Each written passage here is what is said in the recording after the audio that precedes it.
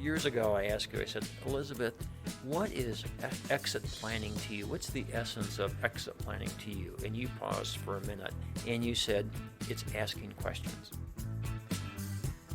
Hello, this is Elizabeth Mower, president of BEI. And I'm John Brown, the founder of BEI. Each episode, we take you into the world of exit planning, sharing the stories, struggles, and opportunities of business owners and their advisors. We'll get into this episode's conversation right after this. As an advisor, you have the technical skills to assist business owners in exit planning. However, few advisors know how to package the process and use it to drive the demand for their service. Learn how when you attend an upcoming bootcamp workshop. Visit exitplanning.com/bootcamp to see the latest schedule and to register. That's exitplanning.com/bootcamp. Don't miss the opportunity to take advantage of all exit planning can offer and to set yourself apart from the competition. John, we've been talking lately about business owners and sort of the stories that define our work with them and the things that kind of turned us in a particular direction in our practice. And you have a story that I've heard a couple of times that I thought you might want to share about that, and it's kind of this Friday story. So if you know the story that I'm talking about, maybe you can share that story with us today, and we can use it to talk about some things that we see with business owners and their sort of way of dealing with planning. Sounds great. So thank you, Elizabeth. I thought that we'd start our very first podcast talking about my very first exit planning client, which was roughly 40 years ago, 30 or 40 years ago. That there were two brothers. They owned a large construction company, actually not even in Colorado, and had done pretty much their estate planning for them, a little bit of business work, but it was just a lawyer-client relationship. And they made an appointment with me, sat down, and they said, John, you've done our estate plans, you've worked with our business a little bit. We're wondering if you could help us plan to leave our business. And I was a young attorney, so I thought, gosh, that really sounds interesting. Of course, I'd never done it before, so I said, sure, I think I can help you. When would you like to leave? And they said, Friday.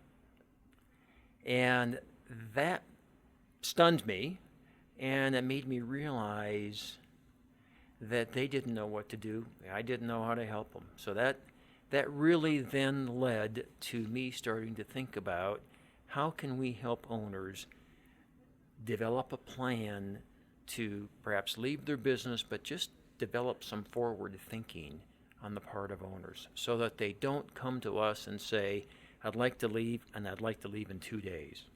That doesn't quite give us enough time.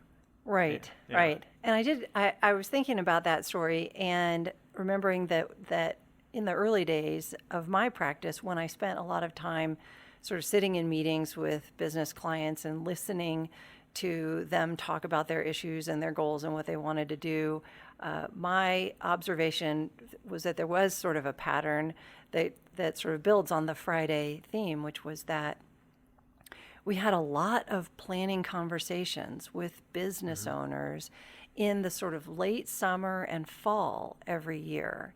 And eventually I started calling it sort of the summer vacation phenomenon, and that they had gone on vacation, maybe with their family or maybe with their buddies, and they had taken a couple of days off or maybe even a couple of weeks, and they had experienced life outside of their business or their office or wherever they were spending most of their time, and they would think, oh, I like this. This is pretty good. What do I have to do to get more of this? And we would end up with meetings all through the fall, every year, year after year, with owners coming in and saying, I think I would like to back away from my business. I think I would like to figure out what I can do to sell my business, and all kinds of questions along those lines. And so it wasn't quite as abrupt and surprising as the Friday story, but I think overall there were kind of a lot of business owners who, when given a taste or some insight into what things might be like, they thought maybe I could do more of that, and they hadn't really thought about it before. So what do you think that was going on with those clients in particular and the other clients that you worked with that made them sort of why were they not doing any thinking about the future until it was upon them or until they were in sort of an urgent situation? Why were they not doing anything sooner?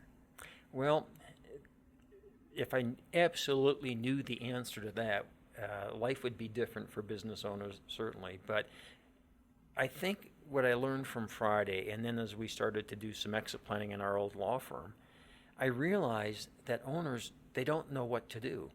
I mean, they might, so the two brothers, and the two Friday brothers, they were great businessmen. They had a construction firm that had 150 or 200 employees.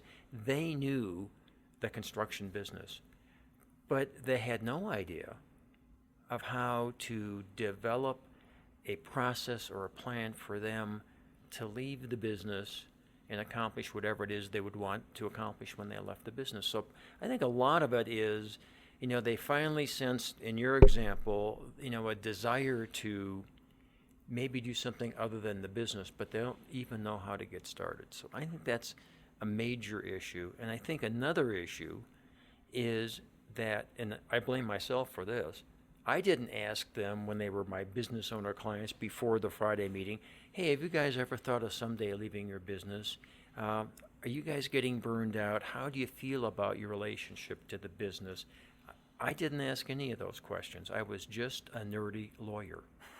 Right, and now we're talking about we talk about estate planning and how it doesn't take into account what's going to happen with the business, and it doesn't effectively address what's going to happen with the business. And you sort of were that person, that estate planning lawyer back then, and that was just because you didn't know, I think, what questions to ask. I didn't even know enough to know I should be asking questions.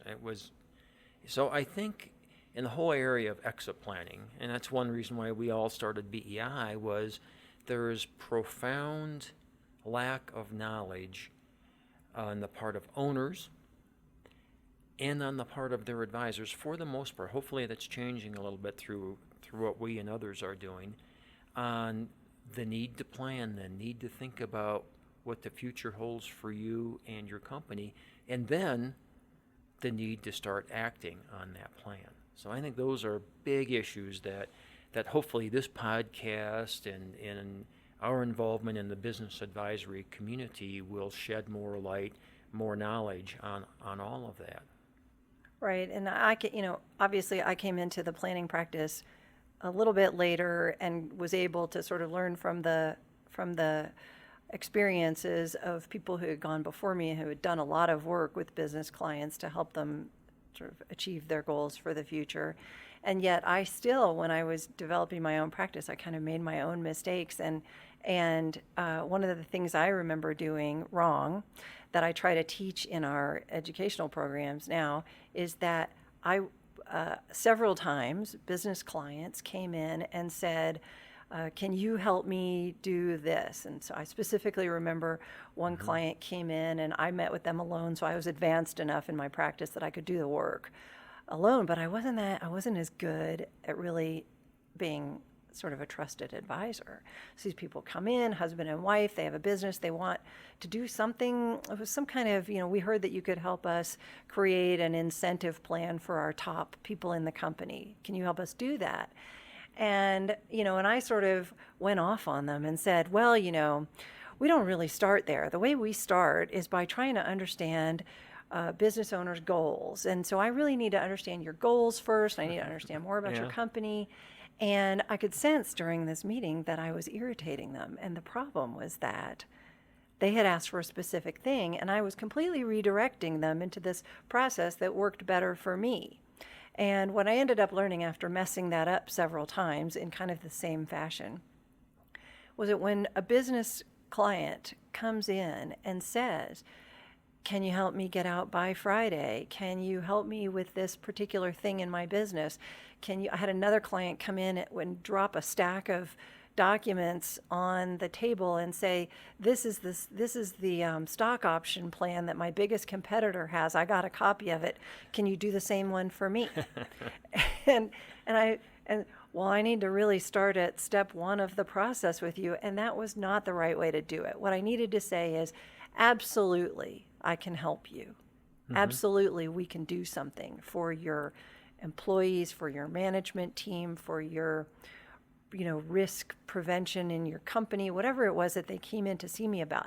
I needed to sort of, go to what's now sort of more better known as improv training and say, yes, and I can do an even better job of helping you if I know some of this underlying stuff. So let me try to understand a little bit. So I think the Friday clients, the ones who I went on summer vacation, and the others, if the advisors can just say, yes, I can help you, and my help will even be a little bit more robust if we talk a little bit more about you and your company and your future. Yeah. So that is a major point, and what we're going to try to do in all of these podcasts is to make advisors aware of what they can be doing. And one thing, years ago I asked you, I said, Elizabeth, what is exit planning to you? What's the essence of exit planning to you? And you paused for a minute, maybe not that long, maybe 5 seconds. And you said, it's asking questions. And one thing I didn't do as an advisor, especially in my earlier years, is I didn't ask enough questions. I didn't know what questions to ask. So as a result, going back to Friday, the owners don't know really what to do. They know they're frustrated, they know they're burned out, but they don't know who to turn to because no advisor has ever asked the questions you and I and other exit planning advisors now ask. So they were in the dark. Their current advisors never ask them any questions about this. And the current advisors, I suspect, didn't ask current questions because they didn't know what to ask. So Right. it's just this big area of lack of knowledge that this podcast is going to absolutely clear up. Right. So I do tell people now that, the questions that you ask will uncover the right answers and the right solutions for your clients. So you don't have to know everything, but you do have to know Yeah. a lot of questions. Just do that. And just coming off of that, we talk in exit planning at BEI that the answers owners give us aren't that important in a sense. In a sense, they tell us exactly what they want to do. But what's important is that we ask those questions, and if they say, for example, have you thought about selling your business someday? Oh, yes, I want to sell the business to a third party. Okay, that's important to know that, but it's also important to be asking that question because then we can follow up with, well, that's really interesting. What makes you want to sell the business to a third party? Right. And And how did you come to that conclusion? how did you come to that And have you conclusion? ever tried before? Yeah. And how did that go? So there are, 25 questions you can ask once you get the answer to the Right. first one. And so we'll be talking about that. We'll be talking about the types of questions you should ask, how the answers, we're not trying to find a particular answer as the advisor. We're trying to make sure our clients understand what it is they want, and we can define that as time goes on. And the other thing I'd say that this conversation has brought about is we're going to be talking a lot about the mistakes that I have made, that Elizabeth has made, and that we've seen other exit planning advisors make over time, and hopefully we've learned from those mistakes because you can't just start out in this area of exit planning and have some knowledge of how owners think and act, but move confidently forward thinking you're never going to make some mistakes. So hopefully we'll cover a lot of those mistakes so that you don't have to make them. But as time goes on, we make fewer and fewer mistakes. And we'll also have stories about the successes, the things that we did do right in this whole planning process. And through all of this, we hope to give the listeners a good sense of what they can do to help their owners benefit from their life's work. Absolutely. Thanks for listening. Join us for our next episode. For more content like this, please visit exitplanning.com.